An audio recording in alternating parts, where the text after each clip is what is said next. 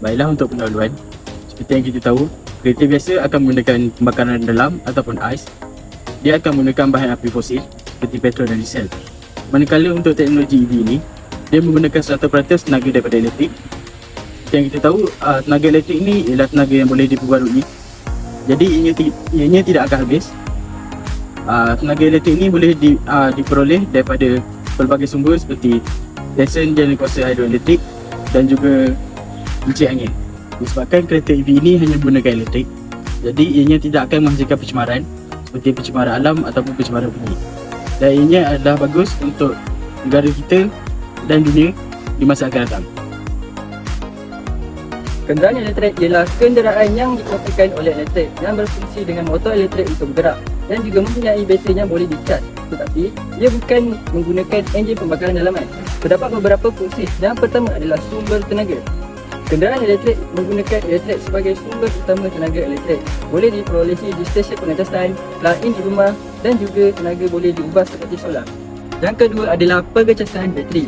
Bateri dalam kenderaan elektrik mestilah dicas untuk menyimpan tenaga yang diperlukan untuk bergerak. Ia juga boleh dicas pada stesen pengecasan, plug-in di rumah dan juga menggunakan tenaga boleh diubah seperti solar. Yang ketiga adalah charging point. Semua kereta EV mestilah mempunyai charging point yang membenarkan kenderaan untuk mengecas bateri kenderaan daripada sumber bekalan elektrik.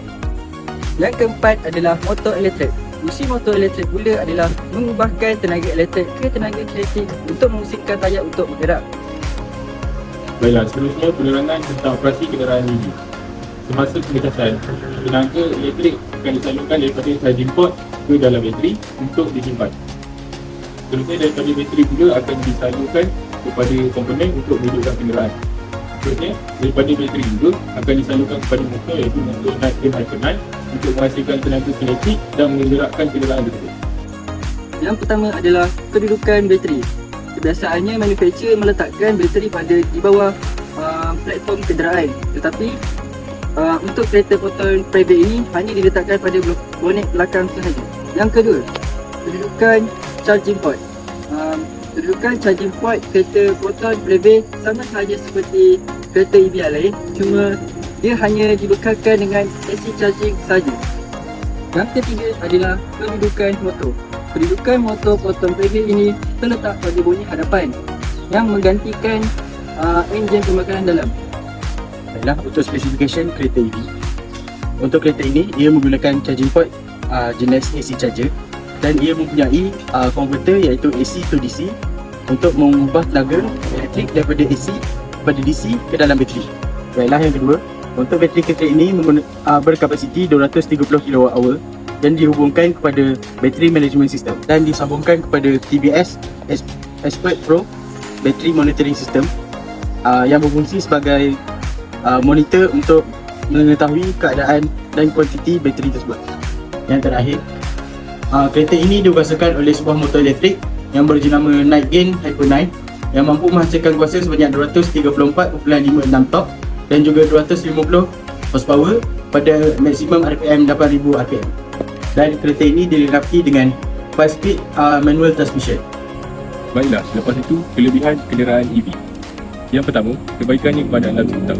Kenderaan EV ini mampu mengurangkan kesan rumah hijau dan ia juga mampu meningkatkan kualiti udara kerana kenderaan EV ini tiada pembebasan gas pencemaran.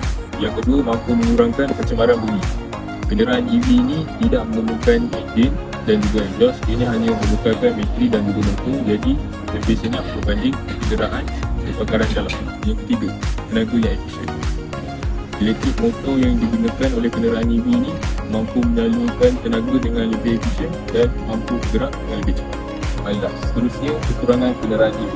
Yang pertama, jarak yang singkat.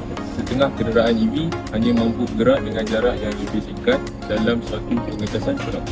Baiklah, yang kedua, infrastruktur pengecasan. Pemandu perlu merancang perjalanannya jika ingin bergerak dalam jarak yang jauh kerana stesen pengecasan tidak berada di semua tempat. Yang ketiga, teknologi bateri. Bateri kenderaan EV ini sama juga seperti bateri handphone kita. Pada jangka masa yang panjang, prestasi bateri ini akan menurun, jadi ia akan membuatkan perjalanan kenderaan kita ini menjadi lebih sempurna. Untuk contoh electrical vehicle pula, yang pertama kita ada Tesla Model 3. Kita semua tahu bahawa model ini ialah model lama, tapi dia sikit efisien untuk digunakan pada zaman kini. Yang kedua ialah BMW iX. Model yang terbaru juga dikeluarkan oleh BMW dan Distinct Edition. Yang ketiga ialah BYD Atto 3. Yang keempat ialah Hyundai Ioniq. Dan yang terakhir ialah Mercedes-Benz EQS 500 4MATIC. Sebenarnya, EV mempunyai banyak faedah. Yang pertama, mesra alam. Yang kedua ialah kecekapan tenaga. Dan yang ketiga ialah mempunyai teknologi yang lebih maju. Kereta ini juga mempunyai potensi untuk penjimatan tenaga yang lebih panjang.